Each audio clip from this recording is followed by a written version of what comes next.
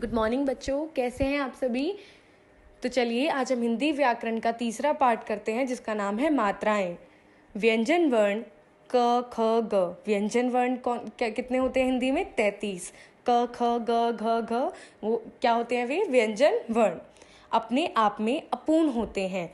व्यंजन वर्ण अपने आप में अपूर्ण होते हैं। अपूर्ण का मतलब होता है अधूरे। जब इनके साथ स्वर जुड़ते हैं तभी वे पूर्ण होते हैं, मीन्स पूरे होते हैं। जब तक व्यंजन में स्वर नहीं मिलते तब तक वो पूरे नहीं होते। वरना जब अगर हम व्यंजन में स्वर नहीं लगाएंगे तो वो उसकी आवाज़ कुछ ध्वनि इस प्रकार होगी, क ख ग। लेकिन जब हम उसमें स्वर लगाते हैं, अस्वर लगाते हैं, तो उसकी ध्वनि क्या आती है?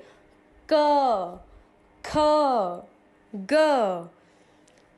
स्वरों का जो रूप व्यंजन के साथ जुड़ता है वह मात्रा रूप में जुड़ता है।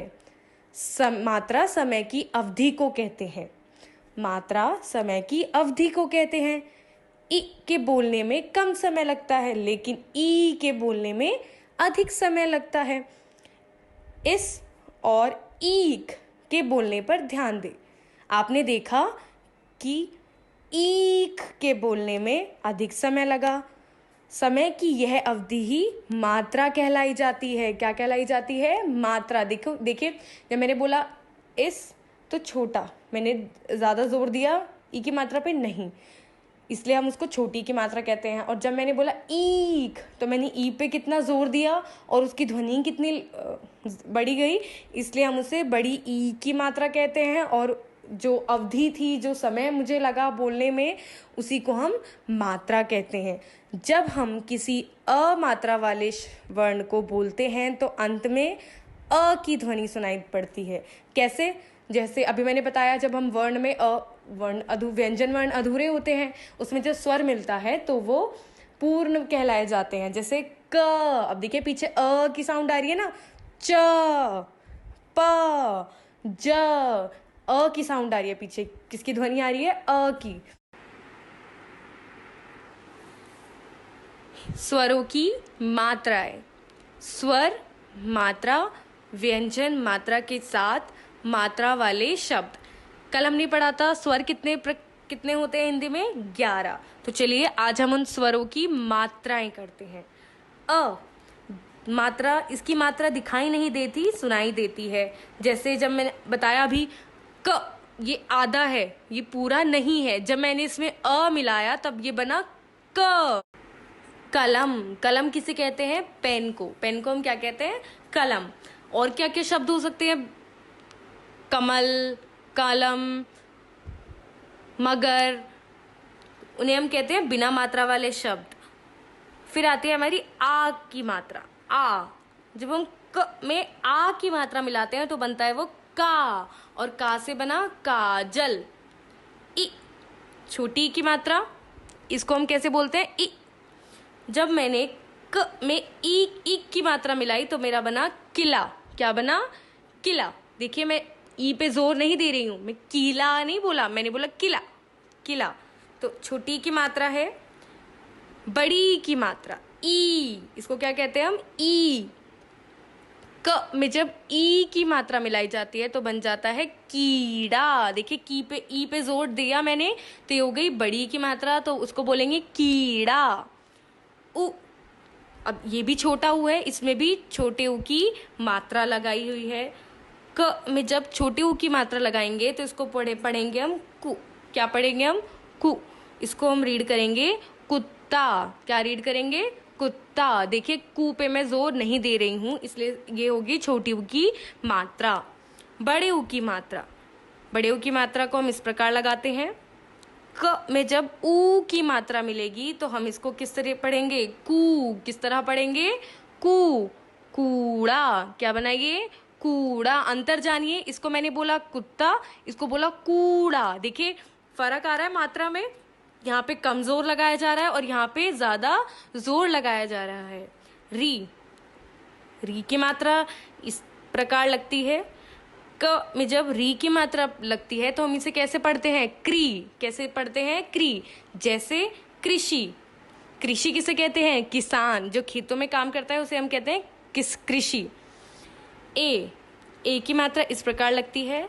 क में जब एक की मात्रा हम लगाते हैं तो बन जाता है के। क्या बन जाता है वो? के। केला से क्या शब्द बना? केला। ए की मात्रा। ये कौन सी मात्रा होती है? ए की मात्रा। क में जब ए की मात्रा हमने मिलाई तो वो बना कै। क्या बना वो? कै। और इससे हमारा शब्द क्या बना? कैमरा। क्या बना? कैमरा। आपको पता है ये ए की मात्रा, यदि हम ए की मात्रा को य के साथ लगाते हैं तो क्या साउंड आती है? या के साथ लगाते हैं तो क्या साउंड आती है? अय्या। जैसे इसको क्या रीड करेंगे हम? नेया नहीं पढ़ेंगे हम, इसको पढ़ेंगे नैया। और यदि मैं इसको म बना दूं तो क्या रीड करेंगे हम? क्या पढ़ेंगे इसको? मैया। देखिए इसकी साउंड बदल गई ना। जैसे ही मैंने इसको या के साथ लगाया तो ये मेरी इसकी साउंड हो गई आई। जब मैं और ये साउंड सिर्फ या के साथ ही बदलती है, वरना नहीं बदलती। यहाँ पे तो मैं ए ही बोल रही हूँ उसको। कैमरा, नैनीताल, ए ही आवाज साउंड आएगी। लेकिन जब मैंने इसको या के साथ जोड़ा तो बनेगा मेरा मैया, नैया। ओ की मात्रा। ओ की मात्रा इस प्रकार लगाई जाती है। क में जब ओ की मात्रा मिलती है तो बन जाता है वो को। कोयल। क्या बन गया ये? कोयल। औ की मात्रा। औ की मात्रा में ऊपर दो मात्राएं आती हैं इस प्रकार। क में जब औ की मात्रा को जोड़ते हैं तो बनता है वो कौ। क्या बनता है वो? कौ। तो इसको हम क्या रीड करेंगे? कोआ। क्या रीड करेंगे? कोआ। औ की मात्रा। अंग और अह के रूप।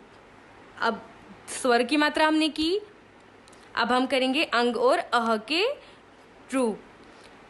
अंग की मात्रा इस प्रकार लगाई जाती है। क में जब अंग मिलाते हैं तो बन जाता है कंग। क्या बन जाता है? कंग। जैसे कंगन। क्या बन गया? कंगन।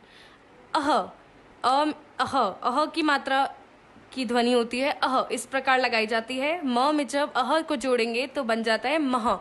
जैसे नमः। नमः आप बोलते हैं ना ओम नमः शिवाय, तो नमः। मात्राएं व्यंजन के चारों ओर लगती हैं। जैसे व्यंजन के बाद आ की मात्रा व्यंजन के बाद लगती है, जैसे काम। ई की मात्रा भी व्यंजन के बाद लगती है, जैसे कील। ओ की मात्रा भी व्यंजन के बाद लगती है, जैसे कोई। औ की मात्रा भी व्यंजन के बाद लगाई जाती है। फिर आती है हमारी व्यंजन के ऊपर। ए की मात्रा व्यंजन के ऊपर लगाई जाती है, जैसे केला। ए की मात्रा भी व्यंजन के ऊपर लगाई जाती है, जैसे कैसा। व्यंजन से पहले छोटी ई की मात्रा व्यंजन के पहले आती है, जैसे किसान। व्यंजन के नीचे कुल, कूल। ये देखिए मात्रा नीचे आ रही है व्यंजन के। ऐसी री की मात्रा भी व्यंजन के नीचे आती है। कृषि। र के साथ उ और ऊ की मात्रा लगाने पर वे इस तरह लिखे जाते हैं। र में मात्रा नीचे नहीं लगती, र में मात्रा इस प्रकार लगाई जाती है, जैसे कि आप देख रहे हैं। छोटे ऊ की मात्रा इस तरह लगती है और बड़े ऊ की मात्रा इस प्रकार लगती है। र के साथ उ या ऊ की मात्रा र के बीच में लगती है, ये आधा र है, उसके आगे या पीछे नहीं लगाई जाती। चलिए आज के लिए इतना ही। आशा है आप सभी ने सारी मात्राएं अच्छे से ध्यान से सुनी होंगी।